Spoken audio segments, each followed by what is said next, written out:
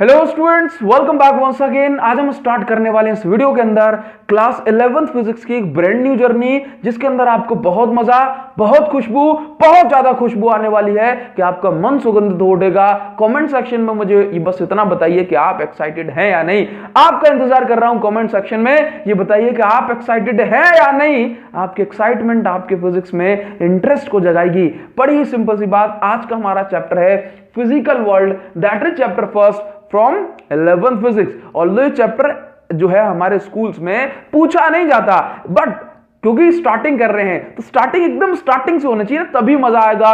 तो एकदम खुशबू अपन को बहुत अच्छे से आए, इसलिए हमें इस चैप्टर को तरीके से एकदम फील के साथ इंट्रोडक्शन को तरीके से पढ़ना है।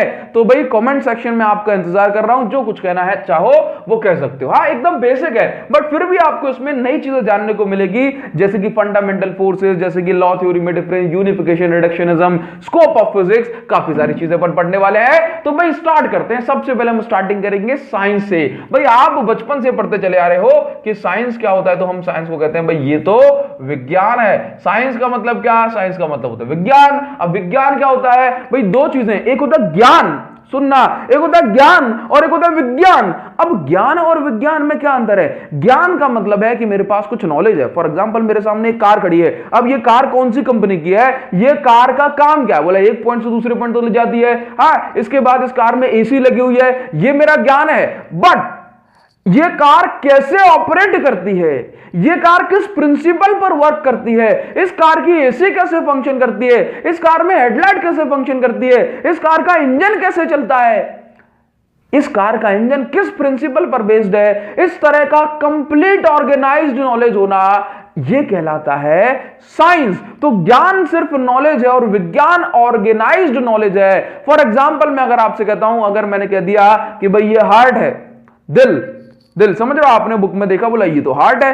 अब ये तो आपका ज्ञान हो गया, आपको पता है ये धक धक करता है, ये धड़कता है, ये धड़कता है, ये रोता है, ये गाता है, सब करता है, ये तो आपका ज्ञान हो गया। बट ये दिल कैसे धड़कता है, हाँ, इसमें ब्लड सर्कुलेशन कैसे हो रहा है, यहां से कौन सी आर्टरीज, कौन सी वीन्स जा रही हैं, कहां प्योर ब्लड, कहां इम्प्योर ब्लड फ्लो हो रहा है, कितने चैम्बर हैं, क्या फंक्शन है, ये कंप्लीट ऑर्गेनाइज्ड नॉलेज होना आपका विज्ञान है। तो विज्ञान is nothing but organised knowledge of everything in this universe, everything in this nature is called science। तो भाई साइंस, जैसे कि साइंस का मतलब सिर्फ टेक्नोलॉजी से ही नहीं होता, ये हमारी गलतफहमी है। साइंस, आपने सुना है ना सब्जेक्ट पॉलिटिकल साइंस, सुना है पॉलिटिकल साइंस। पॉलिटिकल साइंस के अंदर क्या होता है? पॉलिटिकल साइंस के अंदर क्या होता है? वहां पर पॉलिटी की कंप्लीट एंड ऑर्गेनाइज्ड नॉलेज होती है, इसलिए उसको पॉलिटिकल साइंस कहा जाता है। समझ गए ना? तो साइंस का है organised knowledge, organised, arranged knowledge, organised knowledge of everything in this universe is called, ठीक है ना, साइंस। क्लियर इतनी बात? चलिए आगे बढ़ते हैं। अब हम बात करेंगे साइंस की वेरियस ब्रांचेस हैं। साइंस की वेरियस ब्रांचेस हैं, अगर हम बात करें मॉडर्न साइंस, तो भाई इसकी दो मेन ब्रांचेस हैं। हाँ, कौन कौन सी? बोला एक हो गया बायोलॉजिकल साइंस, एक हो गया फिजिकल साइंस। इस बायोलॉजिकल साइंस के अंदर आती हैं कुछ और ब्रांचेस। एग्जांपल के तौर पे हम दो ले लेते हैं, जैसे कि जूलॉजी हो गया, हाँ, जैसे कि बॉटनी हो गया। जूलॉजी में हम पढ़ते हैं जो भी हमारे इंसेक्ट होते हैं या जो जीव होते हैं, उनकी जो स्टडी करना हम जूलॉजी में पढ़ते हैं। हाँ, बॉटनी हम फ्लावर्स की स्टडी करते हैं, हाँ, इनकी कैटेगरीज की स्टडी करते हैं। इसके बाद जो दूसरी इंपॉर्टेंट ब्रांच है साइंस की, that is physical science. Physical science को हमने फर्दर कैटेगराइज किया केमिस्ट्री एंड फिजिक्स में। तो भाई केमिस्ट्री जब भी दिमाग में आती है, आप क्या समझते हो? क्या आप केमिस्ट्री से सिर्फ element, chemical reaction, chemical equation या फिर केमिकल की कॉम्पोजिशन समझते हैं? अगर ये समझते हो तो आपका ज्ञान अधूरा है, और अब हम उसको विज्ञान में कन्वर्ट करते हैं। केमिस्ट्री में हम पढ़ते हैं composition of this universe, composition of universe. That means यदि इस यूनिवर्स में कुछ भी है तो वो किस चीज से मिलकर बना है, हम इस चीज को स्टडी करते हैं। कौन कौन से कंपाउंड इसके अंदर है, कौन कौन से एलिमेंट इसके अंदर है, ये एलिमेंट दूसरे के साथ रिएक्ट करेंगे तो फिर क्या होने वाला है। तो composition of universe and reactions and it's reactions, और इसकी जो रिएक्शंस होती हैं हम उसको पढ़ाई लिखाई इसकी करते हैं। फिजिक्स के अंदर हम क्या पढ़ने वाले हैं? तो फिजिक्स के अंदर हम पढ़ने वाले हैं natural laws. Natural laws, nature में जितने भी लॉज हैं, है ना, लॉ समझते हैं, नेचर में समझाएंगे अभी। Natural laws and phenomena, nature में जितने भी लॉज हैं, जितने भी फेनोमेनाज हो रहे हैं, जैसे कि भाई जैसे कि जरा सुनना, जैसे कि सन के अराउंड सारे प्लैनेट चक्कर लगा रहे हैं, अभी तो हम यही जानते हैं ना, और यही है। हाँ, बाकी बहुत सारी थ्योरीज आती रहती है, समझाते हैं अभी। सन के अराउंड बहुत सारे जो प्लैनेट हैं वो चक्कर लगा रहे हैं, क्लियर है? तो अब इसको स्टडी करना किसके अंदर? फिजिक्स के अंदर आएगा। चांद तारे, फूल शबनम, तुमसे अच्छा कौन है, ये सब कुछ हम पढ़ते हैं किसके अंदर? ये सब कुछ हम पढ़ते हैं फिजिक्स के अंदर। समझे ना? समझे? जैसे हार्ट को अगर पढ़ना है तो बायोलॉजी के अंदर पढ़ोगे, लेकिन हार्ट को पढ़ना है कि मतलब क्या रीडिंग चल रही है इसकी, तो फिजिक्स की हेल्प से पढ़ोगे। समझे ना? आगे बात करेंगे, क्लियर? तो नेचर में जितने भी फेनोमेनाज हो रहे हैं उन सब की स्टडी करना, ये सब कुछ फिजिक्स के अंदर आता है। जैसे दिन कैसे हो रही है, रात कैसे हो रही है, दिन में टेम्परेचर कम या ज्यादा क्यों है, रात में टेम्परेचर कम या ज्यादा क्यों है, ये प्लेनेट ऐसे क्यों घूम रहा है, ऐसे क्यों नहीं घूम रहा, समझ रहे हो? ये मतलब ग्रेविटेशन फोर्स, ये सारे फोर्स, सारी की सारी चीजें अपन फिजिक्स में पढ़ेंगे। ये बल्ब कैसे चल रहा है, फिजिक्स में पढ़ेंगे। ये नेचर का लॉ है, ये नेचर का फेनोमेना है। क्लियर है? बात समझाते हैं आगे, है ना। एनर्जी वगैरह को पढ़ना है, ये हम फिजिक्स में पढ़ लेते हैं ना। आगे बात करेंगे कि आप साइंस में, फिजिक्स में, पूरी दुनिया भर में दो वर्ड्स बहुत ज्यादा पढ़ते हैं। कौन कौन से? आप दो वर्ड्स बहुत ज्यादा पढ़ते हैं, एक तो हो गया अपना लॉ और एक हो गई हमारी थ्योरी। देखिए अब ये दोनों वर्ड को समझ लो, है ना, दिल पे मत लेना, बिल्कुल दिमाग पे लेना, आपकी एकदम ठाए करके बैठेगी। देखो बात सुनिए, लॉ, लॉ का मतलब क्या होता है? नियम कानून। हाँ, law law law law law law law law law. देखो लॉ और थ्योरी दोनों में डिफरेंस समझना, बड़ी सिंपल सी बात है। ये क्या चल रहा है 2020 2021, तो मान लेते हैं 2020 का एग्जांपल लेते हैं। बोला सर पुराना क्यों, नया एग्जांपल लो। नया एग्जांपल नहीं, बहुत सारे बच्चों के दिल पे ठाएं लग जाएगी, ठीक है ना। नया वाला एग्जांपल ले लिया तो, क्योंकि 21 चल रही है अभी, हाँ, तो 20 वाला एग्जांपल लेते हैं क्योंकि ये निकल चुका है। मान लो कि 2020 में कोई बच्चा जो है 10th क्लास में फेल हो गया, 10th क्लास में फेल हो गया। मान लो 2020 में कोई बच्चा 10th क्लास में फेल हो गया, और जब वो बच्चा 10th क्लास में फेल हो गया तो भाई उससे लोगों ने पूछा, अब देखो फेल हो गया, ये फेल हो गया, अब ये चीज बदली नहीं जा सकती। हाँ भाई, वो कंपार्टमेंट का एग्जांपल दे दे या कुछ भी कर दे, उसके बाद वो पास हो जाए, लेकिन एक बार वो फेल हो गया 10th क्लास में, वो 2020 में फेल हो गया, अब ये चीज बदली नहीं जा सकती। तो इसका मतलब क्या है? ये चीज फिक्स हो गई, ये चीज फिक्स हो गई। मैं इसको भी रियल कंडीशन से जोड़ूंगा फिजिक्स में। हाँ, अब ये चीज अभी फिक्स हो गई, तो 10th क्लास में वो फेल हो गया, ये चीज फिक्स हो गई, बदली नहीं जा सकती। लेकिन अब अगर 10th क्लास में फेल हो गया, घर पे क्या एक्सक्यूज देगा? बोले पापा बहुत टफ पेपर आया था, पापा पेट में चक्कर आ गए थे, पापा दिमाग घूम गया था, पापा ये हो गया था, पापा वो हो गया था, पापा मैं पागल हो गया था, पापा मैं पागल हो जाऊंगा। तो 10th क्लास में फेल हो गया तो बहुत सारे रीजन वो घर पे देता है। बाहर दोस्तों ने पूछा कि भाई क्यों फेल हो गया? अरे साहब कूल, ड्रॉप आउट बनूंगा ना मैं, ड्रॉप आउट, समझे ना। इसके बाद क्या हुआ कि भाई 1 साल बाद किसी और ने पूछा तो क्या हुआ? गर्लफ्रेंड ने पूछा तो अरे वो तो क्या है ना कि तो इंटरेस्ट है, मतलब बिल गेट्स बनना है अपन को, समझे ना, कि मैं तो जो है ना कुछ यूनिक करना चाहता हूं, तो उसने गर्लफ्रेंड को इंप्रेस कर दिया। इसके बाद क्या हुआ कि धीमे धीमे धीमे धीमे जो है और कुछ टाइम बीता, उसके बच्चों ने पूछा कि पापा 10th क्लास में आपका क्या रिजल्ट था? हम तो जो है बड़ी मेहनत कर रहे हैं। तो पापा ने कहा कि बेटा ऐसा है कि मैं तो अगरबत्तियां पढ़ा करता था, इतना पढ़ता था कि कई बार तो पढ़ने के बाद भूल जाया करता, समझ रहे हो। तो बच्चों को उसने बहुत सारी बातें उसने फेंक के दी, समझ रहे हो, इतने के बच्चे लपेट ना पाए। तो यहां पर मैं आपसे कहना चाह रहा हूं कि जो एक्सप्लेनेशन है, समझे, कि 10th क्लास में वो फेल हो गया, ये चीज अब बदली नहीं जा सकती, लेकिन उसके बहाने, लेकिन उसके एक्सप्लेनेशन, लेकिन उसका जो चीजों को समझाने का जो तरीका है ना, ये बदल रहा है, टाइम टू टाइम बदल रहा है, प्लेस टू प्लेस बदल रहा है, नए एविडेंसेस के प्रेजेंस में बदल रहा है रे। तो क्या समझे, कहानी का अर्थ समझिए कि वो फेल हो गया, ये चीज बदल नहीं रही है, लेकिन वो फेल क्यों हुआ, इसका एक्सप्लेनेशन जगह जगह टाइम टू टाइम बदल रहा है। तो इसका मतलब आप ये समझिए कि वो फेल हो गया, ये लॉ है, लेकिन कैसे फेल हुआ ये थ्योरी है। अब इस चीज को मैं आपको समझा देता हूं फिजिक्स के टर्म में। तो पहले चीज लिखिए, लॉ क्या है? लॉ क्या है? Rules that can not be changed और वायलेटेड। ये नेचर के वो लॉ हैं जिनको बदला नहीं जा सकता और ना ही इनको तोड़ा जा सकता है, ठीक है। जबकि थ्योरी में क्या होता है कि भाई थ्योरीज आर या theories can be changed, can be changed, theory can be changed, clear है, थ्योरी कैन बी चेंज्ड और मॉडिफाइड, और मॉडिफाइड, क्लियर है। नाउ अब आपको जो है ना इसका फिजिक्स वाला एग्जांपल देता हूं कि आपको एकदम चीज समझ आए। हाँ, एक और चीज समझो कि लॉ को कभी आप मॉडिफाई नहीं कर सकते। लॉ क्या है? लॉ यूनिवर्सल ट्रूथ है। लॉ क्या है? लॉ यूनिवर्सल ट्रूथ है। लॉ यूनिवर्सल ट्रूथ है, ठीक है। जबकि थ्योरी क्या है? जबकि theory is explanation of that truth, theory is explanation of that truth, समझे। थ्योरी एक्सप्लेनेशन और थ्योरी बदलती है, समझे। कैसे आपको बताता हूं, एग्जांपल देता हूं मैं आपको कि मान के चलो कि ये अपने पास सन है। हम जानते हैं कि सन जो है हमारे सोलर सिस्टम का हेड है। अब इसके अराउंड बाकी सारे प्लैनेट्स चक्कर लगा रहे हैं इलिप्टिकल ऑर्बिट में। हाँ, चलिए तो अब आप सुनिए कि सन के अराउंड बाकी सारे प्लैनेट चक्कर लगा रहे हैं, ये लॉ है, ये लॉ है, समझे। लेकिन ये बाकी सारे प्लेनेट किस तरह से चक्कर लगा रहे हैं, कौन सा फोर्स इनके बीच में एक्ट कर रहा है, हमें हर दिन नई थ्योरी जानने को, पढ़ने को, सुनने को मिलती हैं। रिसर्च इसको हम कहते हैं, समझे। तो सन के अराउंड सारे प्लेनेट चक्कर लगाते हैं, ये चीज बदली नहीं जा सकती, ये यूनिवर्सल ट्रूथ है, तो हम इसको कहते हैं ये लॉ है। जबकि सन के अराउंड ये सारे प्लेनेट कैसे चक्कर लगाते हैं, अपनी ऑर्बिट से बाहर क्यों नहीं जाते, कौन से फोर्स एक्ट कर रहे हैं, ये थ्योरी है। थ्योरी सही भी होती है और इनके फ्रेश एविडेंसेस जब मिलते हैं टाइम के साथ साथ थ्योरी मॉडिफाई भी होती रहती है, जैसे कि इसके बहाने हो रहे थे। तो आई होप आपको ये मेरी बात समझ में आ पा रही होगी।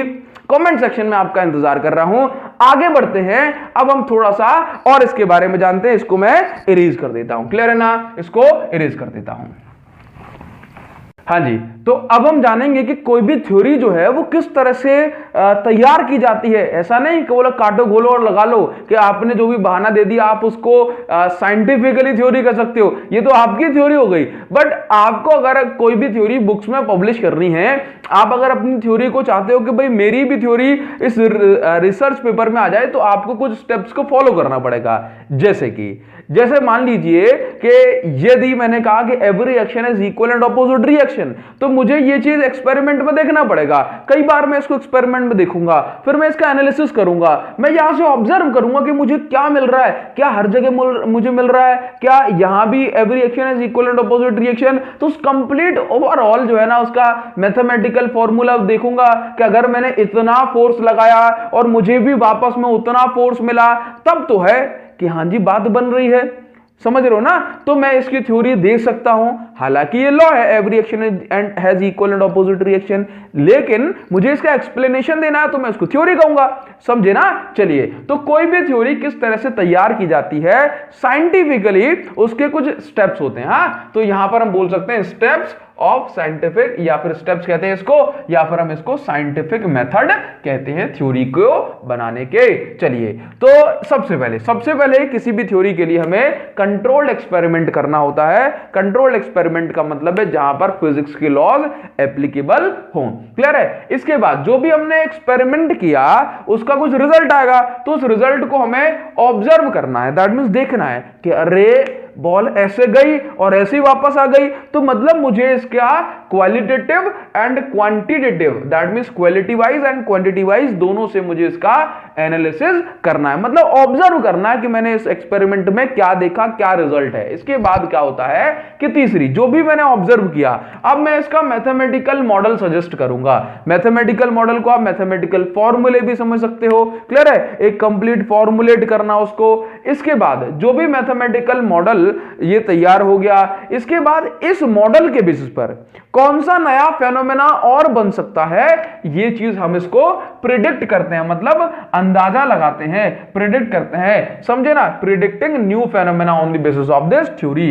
इसके बाद क्या होता है कि आपने इस फेनोमेना को प्रिडिक्ट कर दिया, अब क्या होगा कि in the presence of fresh evidences, जब आपको नए एविडेंस मिलते हैं, जब कोई नई चीज सामने आ जाती है, तो भाई उस थ्योरी में मॉडिफिकेशन कर दिया जाता है आफ्टर सम टाइम। ऐसा नहीं कि भाई एक थ्योरी बन गई तो अब ये कभी बदलेगी नहीं, हाँ बिल्कुल नए एविडेंसेस मिलेंगे तो थ्योरी का मॉडिफिकेशन होगा। तो ये हमारे पास कुछ साइंटिफिक मेथड कह सकते हैं इसको, या कुछ स्टेप्स कहते हैं जो कि एक थ्योरी को बनाने के लिए फॉलो किए जाते हैं, क्लियर है। नाउ अब जो साइंस जो है ना, साइंस या फिजिक्स, इसके कुछ बेसिक क्वेस्ट हैं। क्वेस्ट का मतलब होता है जिज्ञासा, है ना। क्वेस्ट का मतलब होता है खोज, कि साइंस हमेशा काम करती है तो वो सिर्फ दो चीजों के लिए काम करती है। साइंस हमेशा काम करती है तो वो सिर्फ दो चीजों के लिए काम करती है। एक होता है यूनिफिकेशन और एक होता है रिडक्शनिज्म। एक होता है यूनिफिकेशन और एक होता है रिडक्शनिज्म। कैसे? देखो साइंस ने, देखो सबसे पहले आप जानते हो ना कि पहले क्या था, एक बड़ा सा कंप्यूटर, यहां पर जो सेंट्रल प्रोसेसिंग यूनिट वो अलग है, कीबोर्ड कस्टम अलग है ना, फ्लॉपी अलग है, हार्ड ड्राइव अलग है, और ना जाने कितने सारे जो पार्ट है, मदरबोर्ड अलग है। समझ रहे हो ना। तो मेन चीज क्या है कि पहला वाला जो कंप्यूटर था उसके अंदर तो भाई एक रूम में, दो हॉल में जो है इतना जो ज्यादा सेटअप था। फिर क्या हुआ, धीरे धीरे उसको छोटा किया गया, छोटा किया गया, छोटा किया गया, छोटा किया गया। अब इतना बड़ा कंप्यूटर बन गया जिसको हम अपने मोबाइल कहते हैं। भाई कैमरा उसी में जोड़ दिया, तो सारी चीजों को यूनिफाइड कर दिया ना, सारी चीजों का कर दिया, यूनिफाइड कर दिया। क्या कर दिया? यूनिफाइड कर दिया। दैट मींस एक बना दिया। तो साइंस की जो बेसिक क्वेस्ट है ना वो ये है कि चीजों को छोटा करना, चीजों को यूनिफाइड करना। समझे ना? क्या करना? यूनिफाइड करना, छोटा करना, रिड्यूस करना। क्या करना? रिड्यूस करना, है ना। एक चीज को आप हर जगह अप्लाई कर सकें ऐसा काम निकालना। तो भाई देखिए साइंस की क्या है भाई, दो बेसिक क्वेस्ट हैं। क्या? एक होता है यूनिफिकेशन और एक होता है रिडक्शनिज्म। एक होता है यूनिफिकेशन और एक होता है रिडक्शनिज्म। यूनिफिकेशन का मतलब है कि साइंस का जो है ना हमेशा खोज ये रहती है कि आप एक लॉ बनाइए। यूनिफाइड मतलब एक करना। आप एक लॉ बनाओ, एक लॉ बनाओ, है ना, एक लॉ बनाओ और उसको और उसे हर जगह अप्लाई करिए, हर जगह अप्लाई करिए। समझे? तो यूनिफिकेशन का मतलब क्या है? यूनिफिकेशन का मतलब क्या है? Phenomena of making a single law that can be applied at maximum places or that can be applied at one place। जैसे कि every action is equal and opposite reaction। आप इस दुनिया में कहीं भी चले जाओ, जहां एक्शन करोगे उसका उल्टा ऑपोजिट रिएक्शन आपको मिलेगा ही मिलेगा। आप धरती पर खड़े हो, नीचे फोर्स लगा रहे हो, अब धरती आप पर ऊपर फोर्स ना लगाती तो हम खड़े ना रहते। समझे ना? तो बात समझ रहे हो ना। तो कहने का मतलब क्या है? यूनिफिकेशन का मतलब क्या है कि एक लॉ जो हर जगह या ज्यादा से ज्यादा जगह पे अप्लाई हो जाए, इस चीज को हम बोलते हैं यूनिफिकेशन, है ना। और रिडक्शनिज्म क्या होता है? रिडक्शनिज्म का मतलब होता है रिड्यूस करना। कि अगर आप किसी भी चीज को पढ़ना चाहते हो, किसी चीज को स्टडी करना चाहते हो, समझे ना इस चीज को? यूनिफिकेशन क्लियर है। अब अगर आप किसी भी चीज को स्टडी करना चाहते हो, पढ़ना चाहते हो, डिटेल में जाना चाहते हो, तो आपको ऐसा नहीं कि हर चीज पढ़ना है अलग अलग। इसको अगर पढ़ना है तो भाई फिर दूसरी बुक उठाओ, इसको अगर पढ़ना है फिर दूसरी बुक उठाओ। तो साइंस ने क्या किया, इसी चीज पर तो काम करते हैं कि भाई आपने 9th क्लास में जो लॉ पढ़े अब वो 10th में भी काम आ रहे हैं, 11th में भी, 12th में भी, तो रिड्यूस हो रहा है। आपने अगर 6th क्लास में एटम पढ़ लिया तो भाई उसी एटम के बेसिस पर हम जो है अब कितना कुछ पढ़ते हैं। तो अगर आप जरा सोचिए कि अगर आपने एटम के अंदर बड़ी छोटी सी चीज समझ ली कि भाई एटम के अंदर थोड़ी सी एनर्जी मिलने से इलेक्ट्रॉन जो है ना रैंडम मोशन में आ जाते हैं, एनर्जी में आ जाते हैं, उनको जो है ना वाइब्रेशन करते रहते हैं। तो आप ये सोचिए कि कितना कुछ आप समझ जाओगे। फॉर एग्जांपल मेरे पास ये एक लकड़ी है या एक रॉड है, ठीक है। अब मैंने इसको हीट किया, इसके पास फ्री इलेक्ट्रॉन्स हैं, ठीक है, या टाइटली बाउंड इलेक्ट्रॉन्स हैं। अब क्या होगा, अब मैंने इसको हीट किया मतलब एटम को जानता हूं मैं जानता हूं एनर्जी मिलने से जो है ये वाइब्रेट करेगा। अब क्या होगा कि भाई एनर्जी मिली इसको, हीट एनर्जी, ये वैसे वाइब्रेट करेगा, दूसरे में टकराएगा, यहां भी हीट जनरेट होगी। फिर ये हीट अगर मेटल होगा तो आगे ट्रांसफर हो जाएगी, मेटल नहीं होगा तो इंसुलेटर हुआ तो ये इलेक्ट्रॉन यहां टकरा के अपना दम तोड़ देंगे, ज्यादा हीट होने से यहां पर आग लग जाएगी। तो मतलब आप अगर एक एटम को पढ़ गए तो आप पूरा थर्मोडायनेमिक्स, आप अगर एटम को पढ़ गए तो पूरा थर्मोडायनेमिक्स आप पढ़ जाएंगे, पूरा थर्मोडायनेमिक्स आप पढ़ जाएंगे। अगर जैसे कि, तो इस चीज को आप क्या बोलते हो, इस चीज को रिडक्शनिज्म बोलते हैं। कि आप अगर एक छोटी सी चीज को पढ़ ले तो वो चीज उस चीज को जो है ना अपन रिड्यूस करते पूरा सब्जेक्ट खत्म कर दें, इस चीज को हम बोलते हैं रिडक्शनिज्म। क्या बोलते हैं? रिडक्शनिज्म। आगे बढ़ते हैं, अब बात करेंगे कि नेचर में कुछ फोर्सेस एक्ट करते हैं, है ना। उन फोर्सेस की बात करेंगे तो इसको हटाते हैं और इसके बाद हेडिंग बनाते हैं फंडामेंटल फोर्सेस। तो स्टूडेंट्स अब हम बात करेंगे फोर्सेस की, जो कितने टाइप के फोर्सेस नेचर में होते हैं। देखो वैसे तो नेचर में बहुत सारे, तो स्टूडेंट्स अब हम बात करेंगे कि नेचर में कितने टाइप के फोर्सेस होते हैं। वैसे तो नेचर में बहुत टाइप के फोर्स, तो स्टूडेंट्स अब हम बात करेंगे कि नेचर में कितने टाइप के फोर्सेस होते हैं जिनको हमें पढ़ना है। तो ऐसे तो नेचर में बहुत टाइप के फोर्स होते हैं, जैसे बोला मैम ये मुझे फोर्स कर रहा है, हाँ। इसके बाद बहुत बोलो मैम ये पीछे धक्का मार रहा है, हाँ। मैम प्रेयर में धक्का आ रहा है, समझ रहे हो। तो मतलब आप ट्रेन में बैठे हो, धक्का लग रहा है, ये भी तो फोर्स है, समझ रहे हो। आपने उसको पकड़ के ऐसे खींच लिया, ये भी तो फोर्स है, हाँ। आपने पकड़ लिया, वो जाना चाह रहा है, हाँ, ये भी तो फोर्स है, समझ रहे हो ना। तो आपको समझना हो कि भाई वैसे तो फोर्सेस बहुत सारे होते हैं। अगर मैं इसको बोर्ड पे लिख रहा हूं तो मुझे मार्कर पर फोर्स लगाना पड़ेगा, ये भी तो फोर्स है। मैं ग्राउंड पर खड़ा हूं, अब ग्राउंड पे खड़ा हूं तो भाई मेरी बॉडी ग्राउंड पर फोर्स लगा रही है, तो कई सारे फोर्स हो सकते हैं ना। But there are only 4 kinds of forces that are called fundamental forces. अब देखिए स्टूडेंट्स, अब हमें पढ़ना है कि नेचर में कितने टाइप के फोर्स होते हैं। तो वैसे तो नेचर में बहुत टाइप के फोर्स होते हैं। बोला कैसे, बोला मैम ये मुझे फोर्स कर रहा है वहां जाने के लिए, हाँ। आप ऐसे ही बोल सकते हो, बोलो मैम ये पीछे धक्का आ रहा है, मैं नहीं, मैं थोड़ा ना आगे बढ़ा था, वो पीछे धक्का आ रहा है। आप कह सकते हो भाई आप स्टेशन पे जा रहे हो, हाँ, अब आप ज्यादा भीड़ हो गई, फिर आपको फोर्स लग गया, वही तो धक्का है, समझे ना। तो आप ग्राउंड पे खड़े हो, ग्राउंड पर आप खड़े हो, इसका मतलब आपकी बॉडी नीचे फोर्स लगा रही है, समझे ना। अगर मुझे इस पे लिखना है तो मैं कहूंगा मैम मैं मार्कर से फोर्स लगा रहा हूं, समझे ना। तो इसी तरह से फोर्सेस तो बहुत सारे होते हैं। आप भाई वो जाना चाह रहा है और आप नहीं छोड़ रहे हो, तो क्या होगा कि आप उस पे ऐसे फोर्स लगा रहे हो। वो जाना चाह रहा है तो वो ऐसे फोर्स लगा रहा है, छोड़ो ना, समझे ना। तो बात समझे ना। तो आपको समझना है कि कितने टाइप के फोर्सेस होते हैं। तो फोर्सेस तो नेचर में तमाम तरह के होते हैं, लेकिन there are only 4 kinds of fundamental forces।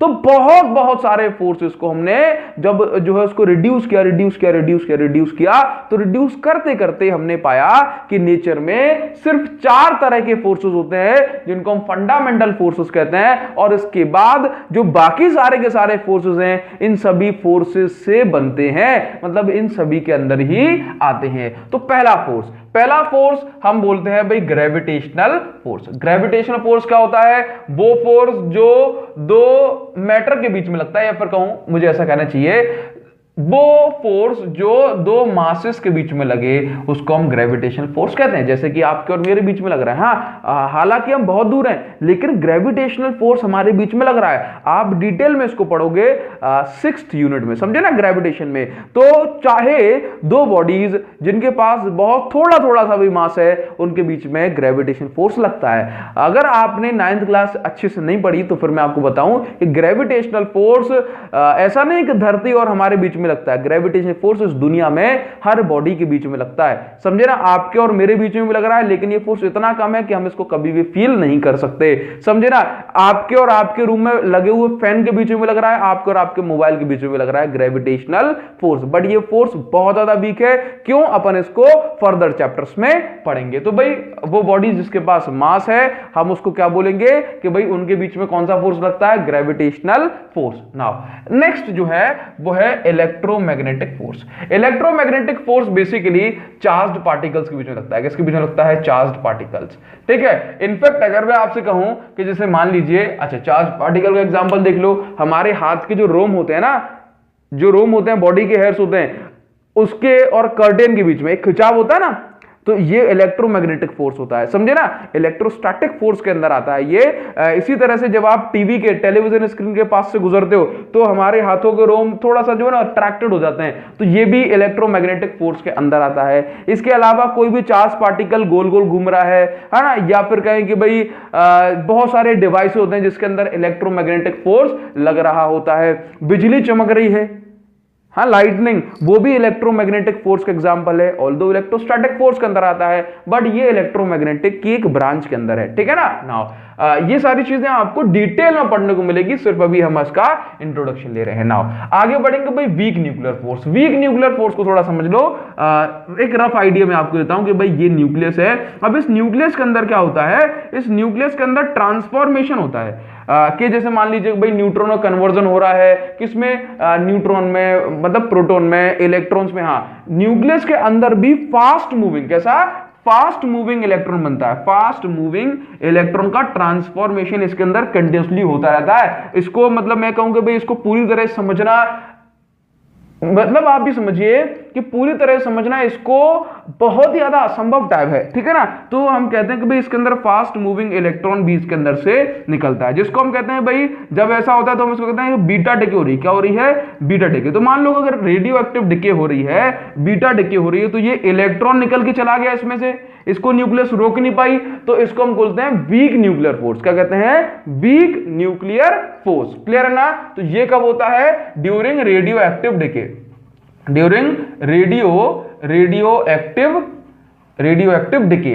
Radio active decay समझते हो किसको कहते हैं? जब किसी न्यूक्लियस का जब कोई न्यूक्लियस बहुत ज्यादा भारी हो जाता है ना, तो फिर क्या होता है? तो फिर उसके अंदर से न्यूट्रॉन, प्रोटॉन, इलेक्ट्रॉन्स जो है ना, ये फूट के बाहर निकलने लगते हैं, स्पॉन्टेनियस डिसइंटीग्रेशन होने लगता है। इस प्रोसेस को हम रेडियो एक्टिव डिके कहते हैं। हालांकि इसके पीछे जो रीजंस हैं आपको अभी समझ में नहीं आ पाएंगे, है ना, बिकॉज अपन फर्स्ट चैप्टर में जा रहे हैं थोड़ा सा। हाँ, आगे बात करेंगे। जो फोर्थ फोर्स है नेचर के अंदर, ये होता है स्ट्रॉन्ग न्यूक्लियर फोर्स। कैसा?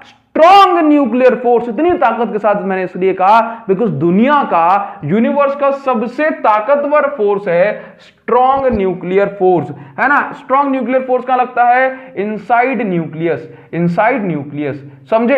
एक्चुअल में क्या होता है कि आप समझते हो कि positive repel each other, positive negative attract each other, लेकिन न्यूक्लियस के अंदर तो प्रोटॉन है, एक और प्रोटॉन है, एक और प्रोटॉन, न्यूट्रॉन भी है, प्रोटॉन है, तो प्रोटॉन तो आपस में एक दूसरे को रिपेल करते हैं, हाँ, एक दूसरे को धक्का देते हैं, लेकिन फिर भी ये आपस में एक दूसरे से इतने ताकत के साथ चिपके होते हैं, इतनी एनर्जी के साथ चिपके होते हैं कि अगर हमें एक न्यूक्लियस को तोड़ना है ना, अगर हमें एक एटम की न्यूक्लियस को तोड़ना है तो उसके लिए न्यूक्लियर रिएक्टर में लाखों रुपए खर्च करना होता है। समझे ना। मतलब एक न्यूक्लियस को तोड़ने का कॉस्ट लाखों रुपए होता है, और जब वो एक न्यूक्लियस टूटती है ना, तो उससे इतनी एनर्जी मिलती है कई घरों की रोशनी जल सकती है। समझे ना। तो बहुत ज्यादा एनर्जी मिलती है रेडियो एक्टिव, जब मैं कहूंगा भाई न्यूक्लियर रिएक्शन होती है तब। हाँ, तो स्ट्रॉन्ग न्यूक्लियर फोर्स क्या है? दुनिया का, या कहें भाई स्ट्रॉन्गेस्ट फोर्स इन नेचर, जो कहां लगता है? Inside nucleus. समझे ना। Inside nucleus. तो प्रोटॉन में रिपल्जन होने के बावजूद भी प्रोटॉन बहुत ताकत से चिपके होते हैं, और ये फोर्स जो होता है ये 10⁻⁻15 मीटर से छोटी डिस्टेंस या कहें भाई उसके बराबर डिस्टेंस पर लगता है। क्लियर है इतनी बात? चलिए, तो आपको समझ आ रहा होगा। अब बात करेंगे कि जो साइंस की या फिजिक्स की रेंज है, रेंज कहां तक है, हाँ, इसका स्कोप कहां तक है। जैसे कहते हैं ना भाई मैथ्स का स्कोप इतना है या साइंस का स्कोप इतना है, तो हम बात करेंगे कि भाई इसका स्कोप कहां से कहां तक है, इसकी रेंज कहां से कहां तक है, साइंस की या फिजिक्स की। तो भाई फिजिक्स की जो रेंज है ना, अगर हम मास की बात करें तो 10⁻31 kg, इतना छोटा मेजर कर सकता है। 10⁻31 kg समझते हो कितना होता है? पॉइंट लगा के 30 बार जो है ना, 30 बार जो है 000 लिख देना, उसके बाद 1 लगा देना, उसके बाद केजी लिख देना, तो इतना छोटा होता है। हाँ, और 10⁻55 केजी के 1 के आगे एक बार 55 जीरो लगा देना, उसके बाद केजी लिख देना। तो मैं इतना छोटा और इतना बड़ा मेजर कर सकता है, तो कितनी ज्यादा इसकी रेंज होगी। डिस्टेंस की बात करें तो इतना छोटा और इतना बड़ा मेजर कर सकता है, कितनी इसकी रेंज होगी। आप इसकी रेंज का अंदाजा नहीं लगा सकते। अगर हम स्कोप को थोड़ा सा डिटेल में पढ़े, स्कोप मतलब इसकी रेंज, तो इसकी रेंज को हम दो टाइप में क्लासिफाई करते हैं। एक होता है माइक्रोस्कोपिक, एक होता है माइक्रोस्कोपिक और एक होता है मैक्रोस्कोपिक। मैक्रोस्कोपिक में क्या होता है? मैक्रोस्कोपिक में बड़ा बड़ा, जो भी हम क्लासिकल फिजिक्स में पढ़ते हैं, जो भी हम क्लासिकल मतलब पुरानी फिजिक्स, जो कि 1900 से पहले की थी, हाँ, वो सब कुछ मैक्रोस्कोपिक में। जैसे कि मुझे अगर पढ़ना है ऑप्टिक्स के बारे में, ऑप्टिक्स को जो है ना न्यूटन के समय से पढ़ा जा रहा है, मतलब बहुत पुराना, तो इसमें बहुत ज्यादा टेक्नोलॉजी नहीं है, समझे ना, इतना अंदर की चीजें नहीं है कि माइक्रो लेवल पर हो। तो ऑप्टिक्स में हम पढ़ते हैं लाइट रे के बारे में, आंखों के बारे में, कि भाई लाइट कैसे इंटरेक्ट करती है, चश्मा कैसे काम करेगा, टेलीस्कोप कैसे काम करेगा, तो ऑप्टिक्स के अंदर ये मैक्रोस्कोपिक वर्ल्ड में आता है। इसके अलावा अगर हमें पढ़ना है किसके बारे में, इसके अलावा हमें बहुत सारी चीजें, जैसे कि अगर आपसे कह दूं कि भाई ग्रेविटेशन के बारे में पढ़ना है, ग्रेविटेशन, तो ये किसके अंदर आ जाएगा, ये मैक्रोस्कोपिक वर्ल्ड में आ जाएगा, है ना, ये किस में आ जाएगा, मैक्रोस्कोपिक। ये स्पीड के बारे में पढ़ना है, लाइट के बारे में जो है ना पढ़ना है, तो ये मैक्रोस्कोपिक वर्ल्ड में आएगा। जबकि अगर मुझे माइक्रोस्कोपिक स्टडी करनी है तो फिजिक्स की रेंज माइक्रोस्कोपिक में कहां पर है, जैसे कि मुझे सेमीकंडक्टर पढ़ना है, सेमीकंडक्टर, ठीक है ना, तो मुझे इलेक्ट्रॉन के बारे में, प्रोटॉन के बारे में बहुत अच्छे से समझना पड़ेगा। जैसे मुझे क्वांटम फिजिक्स पढ़ना है, क्वांटम फिजिक्स, तो क्वांटम फिजिक्स जो है ये माइक्रोस्कोपिक वर्ल्ड में आती है।